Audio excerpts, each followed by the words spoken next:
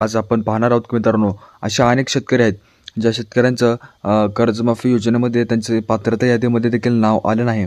आणि असे काही शेतकरी आहेत ज्या शेतकऱ्यांचं देखील त्यांना कर्ज जास्त आहे, पण त्याच्या कर्जमाफीमध्ये त्यांची जमा रक्कम मिळालेली नाही. अशा अनेक त्रुटी निर्माण झालेल्या आहेत.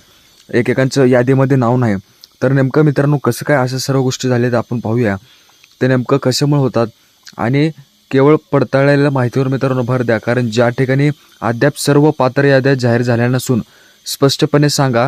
कारण अलीकडील माहितीनुसार पहिल्या टप्प्यामध्ये लाखो शेतकऱ्यांच्या याद्या जाहीर झालेल्या असून उर्वरित पात्र याद्या टप्प्याटप्प्याने प्रसिद्ध होणार आहेत. तसेच आधार प्रमाणीकरण, ॲग्रिस्टॅक नोंदणी महत्त्वाचे असल्यामुळे शासनाने सांगितलं होतं. कारण मित्रांनो, कर्जमाफी 2026 पात्र यादीत नाव नाही, घाबरू नका मित्रांनो. तुम्ही हे 7 काम करा आणि पुण्यश्लोक अहिल्यादेवी होळकर योजना कर्जमाफी 2026 यामध्ये येणारी यादीमध्ये देखील तुमचं नाव असेल, ही मी नक्कीच गॅरंटी सांगू शकतो. तर नमस्कार मित्रांनो, राज्यामध्ये लाखो शेतकऱ्यांनी पुण्यश्लोक अहिल्यादेवी होळकर योजना कर्जमुक्ती 2026 यादीची वाट पाहत होते. अनेकांना एकच प्रश्न होता की आमचं नाव पात्र यादीत का नाही. जर तुमच्यासाठी मोबाईलवरती किंवा गावात आलेल्या तुमच्या यादीचं नाव नसेल तर व्हिडिओ शेवटपर्यंत नक्कीच पहा. कारण मित्रांनो, आज मी तुम्हाला नाव काय येत नाही त्यामागचं खरं कारण आणि त्यावर ते काय उपाय आहे हे सविस्तर सांगणार आहे. योजना काय आहे? कारण मित्रांनो, राज्य सरकारची कर्जमुक्ती योजना पात्र शेतकऱ्यांना नियमानुसार कर्जमाफीचा लाभ लाभार्थी आणि टप्प्याटप्प्याने प्रसिद्ध होत असून त्यामुळे पहिल्या यादीमध्ये नाव नसणं म्हणजे कायम अपात्र असा अर्थ होत नसतो. कारण नाव का आले नाही? कारण मित्रांनो, आधार प्रमाणीकरण करणं आणि ॲग्रिस्टॅक नोंदणी करणं असे 7 कारणं असल्यामुळे तुम्हाला नीट सांगतो, समजावून घ्या. खूप महत्त्वाचे आहेत. बँकेने तुमची कर्जाची माहिती अपलोड जर केली नसेल तर तुम्ही जाऊन पहिला डिस्ट्रिक्ट बँकेमध्ये नंतर कॉर्पोरेट बँकेमध्ये तुम्ही ज्या क्रॉप लोन जे घेतलेलं असेल कर्ज पीक, तिथे जाऊन बँकेला सांगून आपली माहिती तिथे अपलोड करून सांगून घ्या, नंतर पडताळणी करून घ्या. सातबारा किंवा नावातील तफावत म्हणजे नावावरती जवळ तुम्ही काही जर प्रॉब्लेम असेल किंवा तुमची वाटणीपत्र नसेल असं हे देखील सातबारा स्वतंत्र नोंदणी हे देखील खूप बघणं गरजेचं आहे. आधार आणि बँक खात्यातील माहिती जर जुळत नसेल म्हणजे तुमच्या आधार कार्डला मोबाईल नंबर निघाला नसेल किंवा बँकेला तुमची अपुरी माहिती असेल, अशा अनेक थोडे जी गोष्टी असतात त्याच्यानुसार तुमच्या बँकेत देखील त्रुटी निर्माण होऊ शकतात.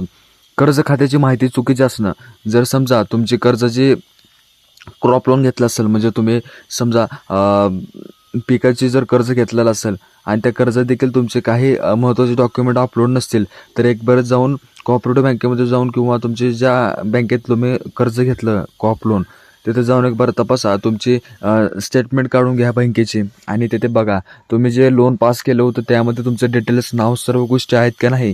तिथे जाऊन सर्व गोष्टी चेक करणं खूप महत्त्वाचं असतं आणि माहिती पडताळणी सुरू असते. पण आता करायचं काय? जर नाव नसेल तर संबंधित बँकेत जाऊन कर्ज खात्याची माहिती घ्या. आधार लिंक आहे का ते पसा, खूप महत्त्वाचं आहे मित्रांनो. कारण मित्रांनो, आधार लिंक नसेल तर खूप ह्याच्या येणाऱ्या सरकारी योजनेमध्ये तुमचा लाभ घेण्यासाठी खूप अवघड असतं. कारण सारखं KYC करणं खूप गरजेचं असतं. ॲग्रिस्टॅकची नोंदणी तपासा मित्रांनो. जर तुम्ही ॲग्रिस्टॅक नोंदणी केली नसेल, तुम्हाला एक कार्ड असतं, शेतकरी कार्ड असतात, त्यासाठी ॲग्रिस्टॅक म्हणून नावाची एक वेबसाईट असते. गावामध्ये जाऊन तिथे जे ऑनलाईन कामे करत असतात त्यांच्याकडनं जाऊन ॲग्रिस्टॅक नोंदणी करून घ्या. तर तुम्ही सर्व गोष्टी जे खराब पीक जे नोंदणी असतात म्हणजे ते जे हप्ते पडतात त्यानुसार शेतकरी लॉग इन करून घ्यायचं. ग्रामसेवक किंवा तलाठी कार्यालयामध्ये माहिती तिथे जाऊन त्यांना पडताळणी करायची की बाबा असं असं सर्व गोष्टी आहेत. त्यांना जाऊन तिथे बोलायचं. जिल्हा सहकारी बँकेशी संपर्क साधायचं आणि येणाऱ्या यादीमध्ये तुमचं हे सर्व गोष्टी केल्यानंतर तुमचं नाव नक्कीच असेल.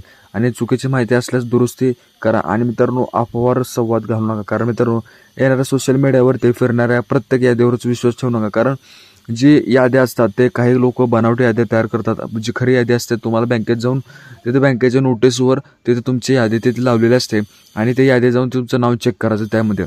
आणि अधिकृत यादी शासनाच्या माहितीलाच महत्त्व द्यायचं.